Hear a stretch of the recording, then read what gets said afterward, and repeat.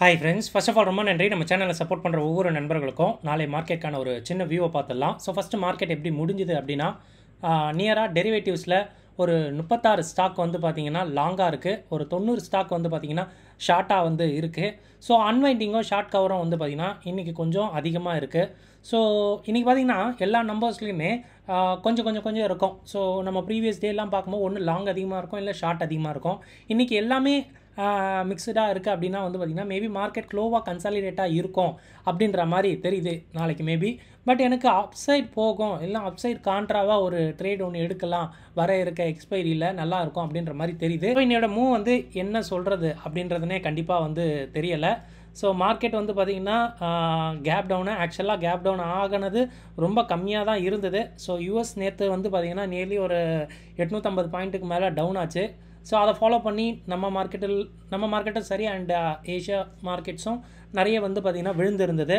அதை கண்டினியூ பண்ணி நம்ம மார்க்கெட் ஓவராக ரியாக்ட் ஆச்சு. ஆக்சுவலாக ரியாக்ட் ஆன மார்க்கெட் வந்து பார்த்திங்க அப்படின்னா மேலே போகும் அப்படின்ற மாதிரி தான் எனக்கு தெரிஞ்சுது. அந்த மாதிரி தான் யூட்டர்னும் போட்டுச்சு.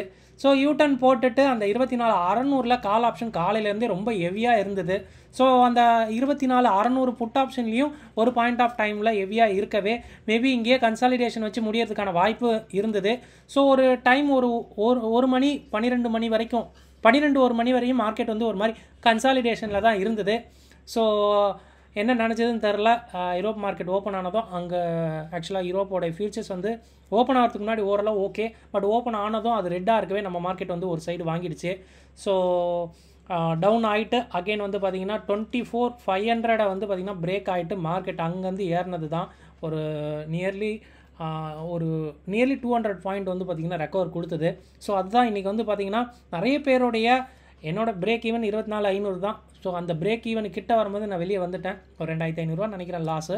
மார்க்கெட் வந்து முடிஞ்சது என்ன அப்படின்னா ரொம்ப வந்து பார்த்திங்கன்னா ஃபாராக வந்து முடிஞ்சிருந்தது. நான் அப்படியே வச்சுருந்தா கூட ஒரு 8K வந்து கிடச்சிருக்கோம். ஓகே, அந்த ஒரு 2,000 வந்து பார்த்திங்கன்னா ஆக்சுவலாக எனக்கு ரொம்ப நேரமாகவே ப்ராஃபிட்டில் தான் இருந்தது. ஸோ அப்படியே கொடுத்துட்டு வந்திருக்கலாம். ஸோ ப்ராஃபிட்லேருந்து லாஸ் வந்திருக்கு. அகைன் நம்ம அந்த பொசிஷன் வச்சுருந்தா கூட ஒரு சூப்பரான ப்ராஃபிட் கூட வந்திருக்கும் அப்படின்ற மாதிரி தான் இன்றைக்கி டே. நாளைக்கு நிஃப்டிக்கு கிட்டத்தட்ட ஒரு 400 பாயிண்ட் ரேஞ்ச் இருக்குது. ப்ரீமியம் அதிகமாக பேயாக இருக்குது சென்செக்ஸ்லேயும் சரி அண்ட் நிஃப்டிலையும் சரி.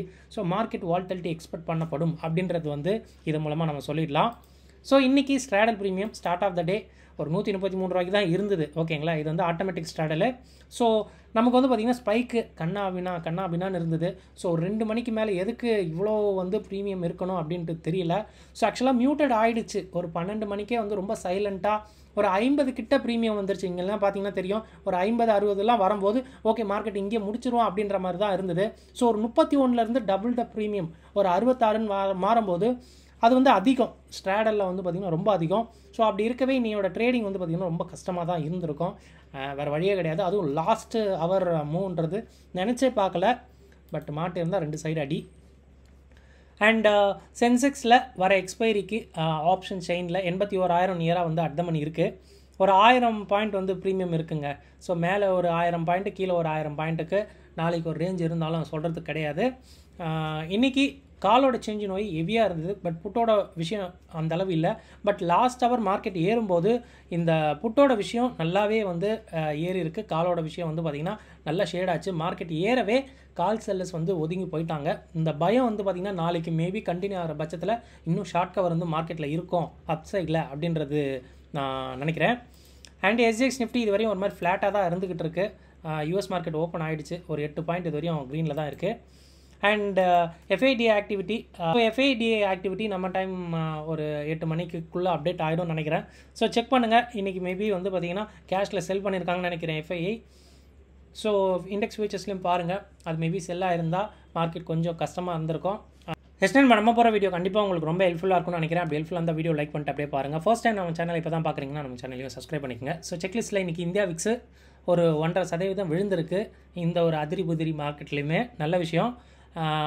பட் நிஃப்டி ஸ்ட்ராடல் நாளைக்கு 400 பாயிண்ட் கேரி ஃபார்வர்ட் பண்ணியிருக்கு. சென்செக்ஸ்க்கு வந்து ஒரு 1000 பாயிண்ட்டு நல்ல ப்ரீமியம், நல்ல வால்டிலிட்டி நாளைக்கு இருக்கும் அப்படின்றது தான்.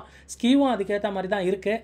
மேலே வந்து பார்த்திங்கன்னா நிஃப்டி ஒரு 100 பாயிண்ட்டுக்கு தான் இருக்குது. கீழே வந்து பார்த்திங்கன்னா ஒரு 150-200 பாயிண்ட்டுக்கு கூட கீழே கம்ஃபர்டபுளாக போகிற மாதிரி தான் ஆக்சுவலாக வந்து ஸ்கியூ வந்து டிசைன் இருக்குது.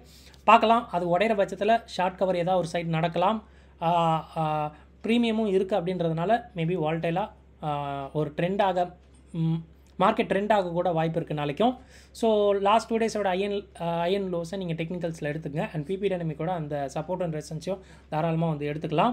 அண்ட் டேட்டா ஃபார் ஆப்ஷன் ட்ரேடர்ஸில் ஃபியூச்சர்ஸ் விஷயம் பார்க்கும்போது நிஃப்டி ஒரு 0.7% இறங்கியிருக்கு, ஓப்பன் இன்ட்ரெஸ்ட் ஏறி இருக்குது. அண்ட் இந்த ஃபியூச்சர் ஸ்பாட்டும் ஏறி இருக்குது. விச் இஸ் வந்து பார்த்திங்கன்னா இன்றைக்கி கேப் டவுனே ஆனதுனால இது பெரிய ஷார்ட்டாக வந்து எடுத்துக்க வேண்டாம். Let's see. And bank Nifty வந்து பார்த்திங்கன்னா இறங்கியிருந்து லாஸ்ட் ஹவரில் ரெக்கவர் ஆகிருக்கு, ஒரு மாதிரி ஃப்ளாட்டாக இருக்குது. ஓப்பன் இன்ட்ரெஸ்ட் ஒரு 1000 குவான்டிட்டி இறங்கியிருக்கு. இது மேபி லாங் அன்வைண்டிங்காக இருக்கலாம். இதோட பாயிண்ட்டும் நல்லா இன்க்ரீஸ் ஆகிருக்கு, நல்ல விஷயம். மிட் கேப் நிஃப்டி 1% இறங்கியிருக்கு, ஓப்பன் இன்ட்ரெஸ்ட் இறங்கியிருக்கு. அப்படின்றதுனால இதுவும் மேபி வந்து பார்த்திங்கன்னா ஒரு லாங் அன்வைண்டிங் மாதிரி தான் எனக்கும் தெரியுது. நிறைய புட்டு வந்து பார்த்திங்கன்னா அன்வைண்ட் பண்ணப்பட்டிருக்கு, கால் அதிகமாக வந்து எழுதியிருக்காங்க. அப்படின்றதுனால கொஞ்சம் உஷாராக இருக்கணும். இதோட பாயிண்ட்டு கொஞ்சம் இன்க்ரீஸ் ஆகிருக்கு. பிசிஆரை பொறுத்த மட்டுக்கு நிஃப்டி கொஞ்சம் இம்ப்ரூவ் ஆகிருக்கு. அண்ட் பேங்க் நிஃப்டி ஒரு மாதிரி ஃப்ளாட்டாக இருக்குது. அண்ட் மிட் கேப் நிஃப்டி ஸ்லைட்டாக வந்து இறங்கியிருக்கு. நான் ஆல்ரெடி சொன்னது தான், புட்டை வந்து பார்த்திங்கன்னா அன்வைண்ட் பண்ணியிருக்காங்க அப்படின்றது தெரியுது. அண்ட் யூஎஸ் ஃபியூச்சர்ஸ் டவுனாக இருக்குது. இதுக்கான காரணம் ஒன்றும் இல்லை, ஹீல்டு வந்து பார்த்திங்கன்னா லாஸ்ட்டு ஒரு 2 வாரத்துக்கு 0.5% ஏறி இருக்குது. ஸோ யூஎஸ் ரேட்ஸை கட் பண்ணி கீழே இறக்கிட்டு வராங்க. பட் ஹீல்டு வந்து ஏறுது அப்படின்னா இட்ஸ் நாட் அ குட் அப்படின்னு தான் சொல்லணும். இப்போ ஜாப் டேட்டா வந்திருக்கு, ஓரளவு ஓகே அப்படின்ற மாதிரி இருக்குது. லெட்ஸ் சி, இன்றைக்கி யூஎஸ் ஃபியூச்சர்ஸ் ஒரு மாதிரி கொஞ்சம் க்ரீனில் கூட போகலாம் அப்படின்ற மாதிரி தெரியுது. அண்ட் இந்த எக்ஸ்பைரிக்கு லாஸ்ட் வீக் எக்ஸ்பைரி எவ்வளோ பரவாயில்ல, ஏன்னா அது ஒரு சைடு தான் ரேலி ஆச்சு.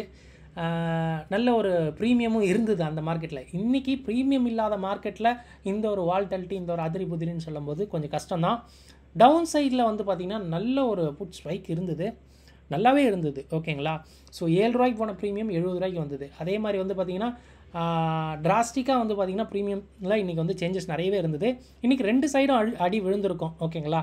ஸோ நம்ம 2 சைடு நம்ம ஒரு மாதிரி ஸ்ட்ராடல் மாதிரியோ ஸ்ட்ராங்கல் மாதிரியோ நம்ம வச்சுருந்தோம், 2 சைடு வச்சுருந்தோம் அப்படின்னா இன்றைக்கி 2 சைடு அடி விழுந்திருக்க வாய்ப்பு அதிகம்.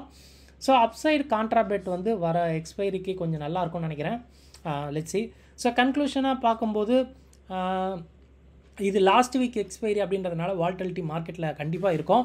ஸ்கியூ கூட ஸ்டில் வந்து வால்டைலாக இருக்குது அப்படின்றது, ப்ளஸ் வந்து ப்ரீமியம் அதிகமாக பே பண்ணப்பட்டிருக்கு அப்படின்றது நாளைக்கு மேபி ஒரு டைரக்ஷனல் ட்ரேடிங் டேவாக கூட இருக்க வாய்ப்பு ரொம்ப ரொம்ப அதிகம். செக் பண்ணுங்கள். இதெல்லாம் ஆல்ரெடி அவைலபிளாக இருக்கிற விஷயம் தான். உங்கள் ஓன் அனாலிசிஸ்க்கு அப்புறம் உங்கள் ட்ரேடை எடுங்க. இந்த வீடியோ பார்த்ததுக்கு ரொம்ப நன்றி. தேங்க்யூ. ஜெய் ஹிந்த்.